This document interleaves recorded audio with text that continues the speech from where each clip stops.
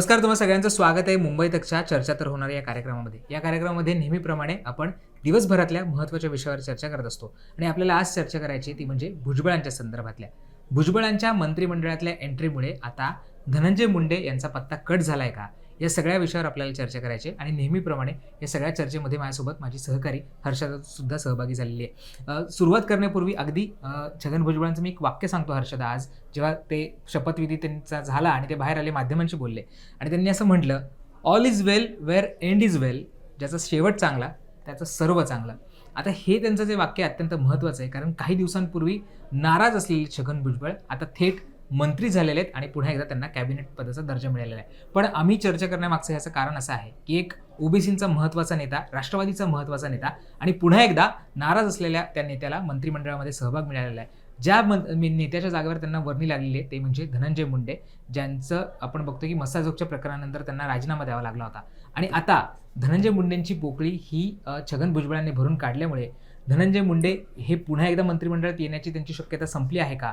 पुढचे 5 वर्ष आता धनंजय मुंडेंना वेट अँड वॉचच्या भूमिकेत बसावं लागेल का? आणि जेव्हा जेव्हा हर्षदा अनेकदा छगन भुजबळांवर अनेक आरोप झाले, त्यांना राजीनामे द्यावे लागले, पण ते पुन्हा एकदा सत्तेमध्ये आले, मंत्री झाले, तसं आता धनंजय मुंडेंना परत एकदा रिवाईव्ह होता येणार आहे का? हे सगळं आपल्याला चर्चा करायची. हर्षदा, इंटरेस्टिंगली आज आपण बघतोय की जे नाराज असलेले जे छगन भुजबळ होते आज ते मंत्री झालेले आहेत. जे पक्ष नेतृत्वावर त्यांनी जाहीर नाराजी व्यक्त केली होती, जिथे आपलं मन रागत नाही तिथे राहायचं नाही, इथपर्यंत ते म्हणाले होते आणि आज थेट ते मंत्री झालेले आहेत. एकीकडे आता काय वाटतं, म्हणजे धनंजय मुंडे आता बाजूबाजूला जात राहतील, कारण एक मोठा ओबीसी नेता पुन्हा एकदा मंत्री झालाय. छगन भुजबळांच्या बद्दल तू इतकं सांगितलंस, पण अगदी थोड्या वेळापूर्वी म्हणजे आपण न्यूज रूम मध्ये असताना साहिल सरांनीच एक त्यांचं विधान सांगितलं. ते म्हणजे की मी नाराज असलो, काही म्हणजे मतभेद असले वैचारिक, तरी सुद्धा मी काही पक्ष सोडला नव्हता किंवा मी पक्ष अजितदादांचा पक्ष सोडून दुसरीकडे गेलो नव्हतो, असं त्यांनी आवर्जून उल्लेख केलेला आहे. ही एक महत्वाची गोष्ट.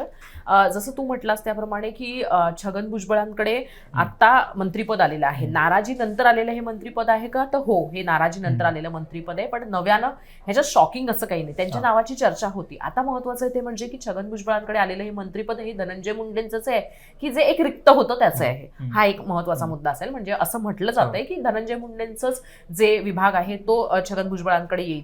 तर तसं झालं तर मग ते धनंजय मुंडेंचं मंत्रिपद त्यांच्याकडे आलं. पण एक गोष्ट लक्षात घेतली पाहिजे ते म्हणजे की त्या खात्याला मंत्री देणं ही प्रायोरिटी समजून केलेला हा निर्णय आहे. आणि त्याचबरोबर अर्थात जसं तू, मी किंवा इतर प्रेक्षक किंवा इतर कोणी जे दिवसभरामध्ये या सगळ्या संदर्भात बोलता आहे त्या सगळ्यांचं म्हणणं एकच आहे, ते म्हणजे की ही धनंजय मुंडेंची रिप्लेसमेंट कशी होते, तर फक्त खात्याच्या वर त्यांची नियुक्ती झाली किंवा ते खातं त्यांच्याकडे येणार आहे म्हणून नाही, तर ओबीसी हा एक अत्यंत महत्त्वाचा फॅक्टर आहे की जो या दोघांमध्ये कॉमन आहे. आणि म्हणून धनंजय मुंडेंच्या ऐवजी आता छगन भुजबळ असा विचार जो आहे तो या मंत्रिपदाच्या अनुषंगानं सुरू झालेला आहे. आणि मला वाटतं की या विचारामध्ये पण एक थोडासा ट्विस्ट आहे किंवा तो असला पाहिजे आणि इट इज देअर. म्हणजे जे लोक राजकारण जाणतात त्यांना ही गोष्ट व्यवस्थित माहिती आहे, ते म्हणजे की छगन भुजबळ हे माळी समाजात येतात आणि जे धनंजय मुंडे आहेत ते वंजारी समाजात येतात. आता हे पुन्हा मी मुद्दामून सांगते की जातीपातीचं राजकारण करण्याचा आमचा हेतू नाहीये, पण जिथं सामाजिक स्तर जे आहेत त्याच्या अनुषंगानं विचार केला पाहिजे. राजकारणात या गोष्टींचा बारीक इतका विचार केला जातो. आता 2 गोष्टी लक्षात घेतल्या पाहिजेत की हे दोन्हीही नेते त्या अर्थानं ओबीसी नेते आहेत. पण जर आपण छगन भुजबळांचा विचार केला आणि धनंजय मुंडेंचा विचार केला तर दोघांची जी बैठक आहे, दोघांचं जे राजकारण आहे ते पूर्णतः वेगळं आहे. छगन भुजबळ बोलताना हे सर्व ओबीसी समाजाबद्दल बोलतात, ते पर्टिक्युलर माळी समाजाबद्दल बोलत नाही, जरी त्यांचा मतदार मोठ्या प्रमाणावर माळी असला तरी. धनंजय मुंडेंचं तसं नाही, त्यांचा मोठ्या प्रमाणावर मतदार हा वंजारी समाजातला आहे. बीड परळीमधलं राजकारण हे तसं चालतं आणि मधल्या काळात बरीच त्याची चर्चा सुद्धा झालेली आहे. पण जर आपण पाहिलं तर त्यातला एक महत्वाचा मुद्दा आहे की जो छगन भुजबळांना वेगळं करतो आणि तो आहे तो म्हणजे की छगन भुजबळ हे लोकनेते म्हणून त्यांच्याकडे पाहिलं जातं. धनंजय मुंडेंना बीड परळी या भागामध्ये लोकनेते म्हणून म्हटलं जातं किंवा मग वंजारी समुदायाचं जिथं जिथं प्राबल्य आहे तिथं त्यांचं आपलेपण किंवा ते आपले नेते आहेत असं मानलं जातं. पण उलट छगन भुजबळांच्या बद्दल म्हणायचं झालं तर ते ओव्हरऑल सगळ्या ओबीसी समुदायासाठी काम करतात किंवा बोलतात आणि समता परिषदेच्या माध्यमातून ते काम सुद्धा करतात. महत्वाचं आहे ते म्हणजे की ते त्यांची बैठक, त्यांची मांडणी आणि त्यांची विचारधारा या सगळ्या ज्या गोष्टी आहेत ते ह्याच्यातनं डिफर करतात. आता हे सांगण्याचं कारण काय आहे ते म्हणजे की जेव्हा आपण चर्चा करणार आहोत की खरोखर ही रिप्लेसमेंट आहे का, तर ह्या मुद्द्यांचा सुद्धा तिथं विचार केला गेला पाहिजे. म्हणजे जे फुलेवाड्यासाठी बोलतात, जे ओबीसींच्या आरक्षणासाठी भांडतात, त्याचबरोबर मराठा आरक्षणाच्या वेळेस जेव्हा आंदोलन होतं त्यावेळेस ते ओबीसीचं आरक्षणावर गदा येऊ नये यासाठी त्यासाठी अगदी स्पष्ट शब्दामध्ये बोलतात आणि त्यासाठी आपण वेगळ्या पक्ष सुद्धा कडू इतकी मोठी भूमिका मांडतात, वेगळी भूमिका घेण्यासाठीची तयारी दाखवतात, ते छगन भुजबळ आहेत. धनंजय मुंडे ह्या सगळ्यामध्ये कुठे त्यावेळेस नव्हते. म्हणजे आपण जे ओबीसी नेता म्हणतो तर ह्या गोष्टी सुद्धा, हे मुद्दे सुद्धा लक्षात घेतले पाहिजे. मला वाटतं की परत आता म्हणजे या दृष्टीनं थोडंसं पुढे जायला हवं. आणि अर्थातच कुठल्याही पक्षाला तू मगाशी जातींचं राजकारण सांगितलं आणि हे काही अर्थात जातीचं राजकारण करू नये हे सगळ्यांचंच मत असतं, पण आपले राजकारणी काही तितके सुज्ञ आहेत असं मला वाटत नाही. प्रत्येक पक्षाचा एक वोट बँक ठरलेली असते. जातीचं राजकारण हे हमखास होत असतं. गाव पातळीपासून ते दिल्लीपर्यंत हे राजकारण कुठेही थांबलेलं नाही आणि कोणाला थांबवता आलेलं नाही.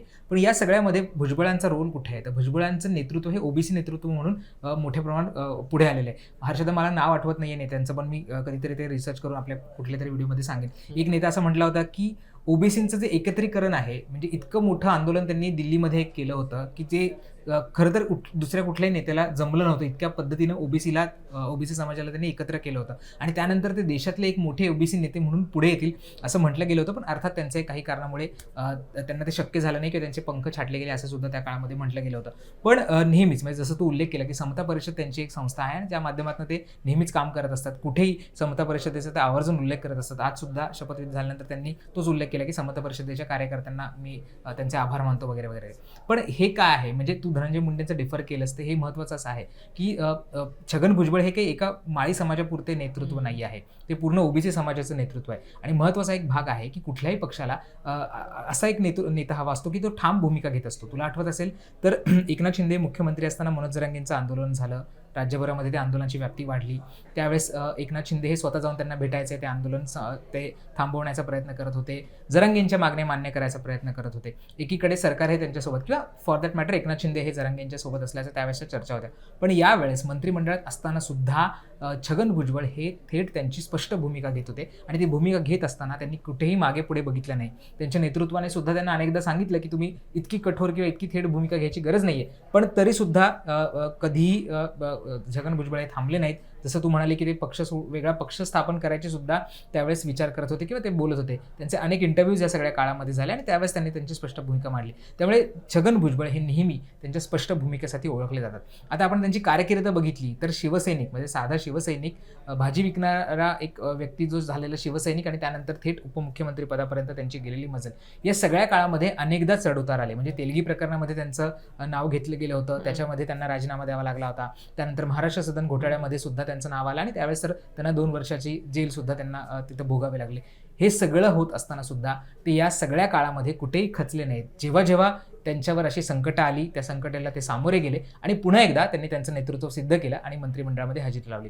आता सिमिलर टास्क आहेत बघ. म्हणजे छगन भुजबळ नेहमी लढून पुन्हा एकदा त्यांचं स्थान मिळवत आलेले आहेत, जाहीर नाराजी व्यक्त करून असो किंवा त्यांची ठोस भूमिका मांडून सुद्धा असो. पण आता दुसरीकडे आपण धनंजय मुंडेंबद्दल बोलतोय म्हणून त्या मुद्द्याकडे येतो. धनंजय मुंडेंवर थेट तसे कुठलेही आरोप नाही आहेत मसाजोगच्या प्रकरणामध्ये, पण त्यांच्यासोबतचे काही जे साथीदार आहेत जे या सगळ्या प्रकरणामध्ये अडकलेले आहेत, त्यांची नावं आलेली, त्यांच्यावर चार्जशीट सुद्धा दाखल झालेले आहे आणि म्हणून त्याच्यावरनं आता मुंडेंना राजीनामा घ्यावा लागलेला आहे. या प्रकरणाची केस कोर्टामध्ये आहे, त्याच्यामध्ये धनंजय मुंडेंचं नाव येईल नाही येईल माहीत नाही, त्यांचा सहभाग नसेलही कदाचित, पण त्यांच्यासोबतचे काही लोक त्याच्यामध्ये असल्यामुळे त्यांना सगळा राजीनामा द्यावा लागला. पण यातनं ते कमबॅक करू शकतील का, हा सर्वात महत्त्वाचा प्रश्न आहे. कारण जेव्हापासून त्यांना राजीनामा द्यावा लागला तेव्हापासून ते कुठे अज्ञातवासात असल्यासारखं वाटत आहेत.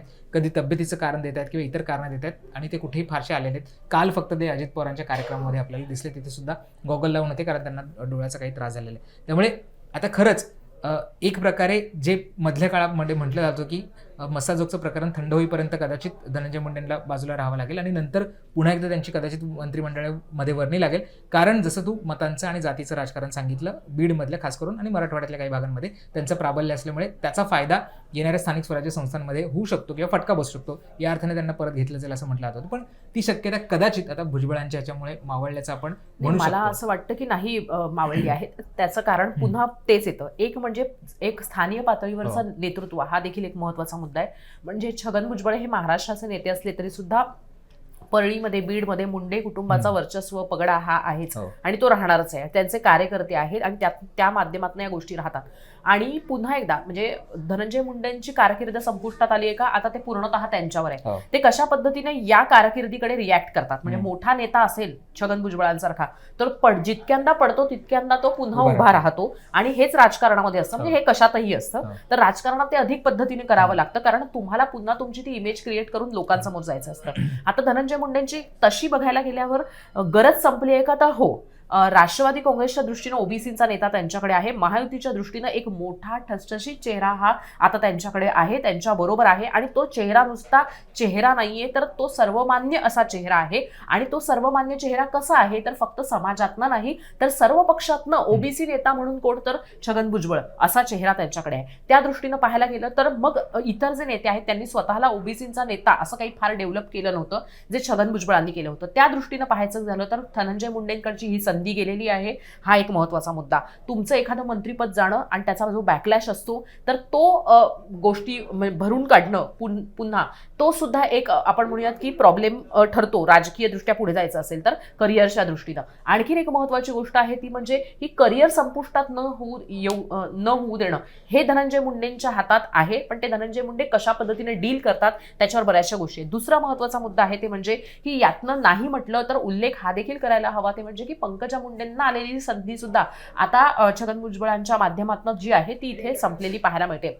निश्चितपणे भाजपचे ते महत्वाचे नेते राहणार आहेत, जरी ते राष्ट्रवादी काँग्रेसमध्ये असले तरी सुद्धा. आणि आपण पाहिलं तर अनेक जे राजकीय विश्लेषक आज आपल्याकडे आले होते त्या सगळ्यांनी याचा उल्लेख केलेला आहे, ते म्हणजे की कशा पद्धतीनं देवेंद्र फडणवीस हेच छगन भुजबळांच्या मागे आहे. स्वतः छगन भुजबळांनी याच्याबद्दल सांगितलं की मला मंत्रिपद द्यायला हवं, यासाठी भाजपचे नेते सकारात्मक होते, पण मला ते मंत्रिपद दिलं गेलेलं नाहीये. याचा अर्थ काय की भाजप त्यांच्यासाठी सकारात्मक आहे.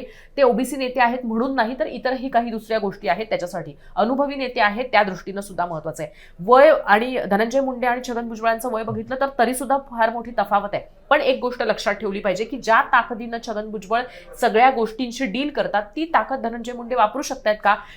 आपण आता जेव्हा बोलतो आहोत तर त्या दृष्टीनं आत्ता या क्षणी पाहायला मिळतंय ते म्हणजे की त्यांची संधी संपली आहे, पण ही संधी पुन्हा तयार होणारच नाही धनंजय मुंडेंसाठी असंही नाहीये. ती संधी त्यांना निर्माण करावी लागेल.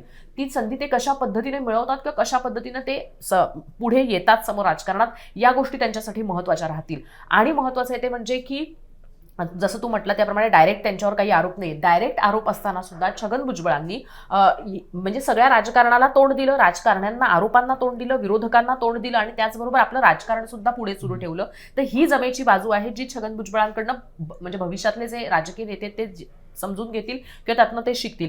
पण आत्ताच्या घडीला जर आपण पाहायला गेलं तर या सरकारमधलं किंवा या सरकारमध्ये जे महत्व मिळायला हवं होतं ते धनंजय मुंडे प्लस पंकजा मुंडे यांच्यासाठी ते कमी झाले. पण एवढंच नाही तर सामाजिक दृष्टिकोनातनं पाहायला गेलं तर हाके किंवा असे जे काही नेते होते जे ओबीसींसाठी आपण आहोत, ओबीसींचे आपण नेते आहोत, मग ते पडळकर असतील, हाके असतील, तर ह्या सगळ्यांच्या दृष्टीनं सुद्धा आपण असं म्हणू शकतो ते म्हणजे की आता औपचारिक पद्धतीनं एक म्हणजे धुरा तशी ही छगन भुजबळांकडेच होती, पण त्याला आता आणखी ऑथेंटिकेशन आलेलं आहे आणि सरकारमधलं ऑथेंटिकेशन आलेलं आहे. ही गोष्ट अत्यंत महत्त्वाची आहे. मगाशी उल्लेख करताना मला इंटरेस्टिंग गोष्ट आठवली ती म्हणजे ज्या वेळेस म्हणजे देवेंद्र फडणवीस जेव्हा मुख्यमंत्री झाले त्यावेळेस ती महाराष्ट्र सदन घोटाळ्याची चौकशी सगळी तिला वेग घेतला आणि त्याच काळात छगन भुजबळांना अटक झाली होती. आणि तेच छगन भुजबळ आता देवेंद्र फडणवीसांचे क्लोज झाल्याचं म्हटलं जातं किंवा ते स्वतःच म्हणतायत की मला मुख्यमंत्र्यांचा त्याच्यामध्ये मोठा वाटा आहे किंवा सहकार्य आहे. त्यामुळे राजकारण इतकं प्रभावी असतं की कोण कुठल्या जागेला जाईल, कुठे जाईल हे सांगता येत नाही. आणि फडणवीसांनी छगन भुजबळांना मंत्रिमंडळात घेण्यामागे सुद्धा अनेक त्याच्यामधलं राजकारण आपण असं म्हणू शकतो. कारण येणाऱ्या निवडणुका ओबीसींचं राजकारण आणि खास म्हणजे भाजप हा जो पक्ष आहे त्याचा जो बेस आहे जो आपण नेहमी म्हणायचो तो त्याला आपण बघू की ओबीसींचा बेस राहिलेला आहे. त्या माळी वंजारी आणि असं ते म्हटलं जायचं की माळी धनगर आणि वंजारी माधव पॅटर्न म्हटलं जायचं आणि त्याच पॅटर्नवर भाजप हा पक्ष सगळा उभा राहिलेला आहे. त्यामुळे त्या सगळ्यामध्ये धनंजय छगन भुजबळांसारखा एक मोठा ओबीसी नेता जर आपल्या महायुतीमध्ये आणि त्याला मंत्रिपद मिळत असेल, त्याला एक नेतृत्व मिळत असेल, तर तो अर्थातच स्थानिक स्वराज्य संस्थांमध्ये सुद्धा एक जमेची बाजू ठरते.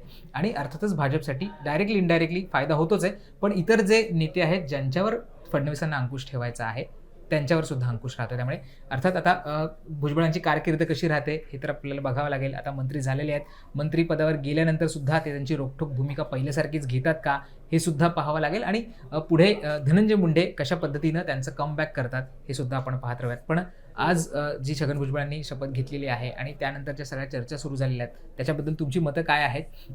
तुम्हाला या सगळ्याबद्दल काय वाटतं? आमचं मत आम्ही सांगितलं. तुम्हाला वाटतंय का की खरोखर धनंजय मुंडेंचं राजकीय कारकीर्द संपुष्टात आलंय आणि छगन भुजबळांमुळे ते आलंय असं तुम्हाला वाटतं का? तुम्हाला जे वाटतं ते तुम्ही कमेंट बॉक्समध्ये नक्की कळवा. येस, आणि सर्वात महत्त्वाचं मुंबई तकला सबस्क्राईब केलं असेल तर ते करायला विसरू नका. बेल आयकॉनवर क्लिक केलं तर तुम्हाला अपडेट्स मिळतील. पाहत राहा मुंबई तक.